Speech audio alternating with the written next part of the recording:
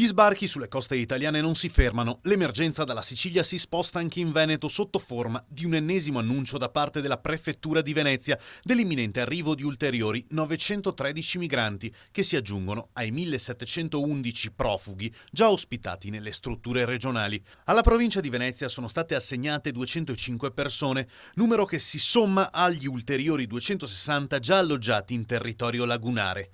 La comunicazione ufficiale di K-Corner è arrivata nelle scorse ore. Nella lettera si mette nero su bianco che gli alloggi per i profughi in arrivo dovranno essere trovati nell'immediato. Servono nuove idee e nuovi spazi però, poiché lo stesso prefetto Cuttaia nella comunicazione dichiara che gli alloggi individuati dalla prefettura nella provincia di Venezia come nelle altre del Veneto risultano pressoché esauriti.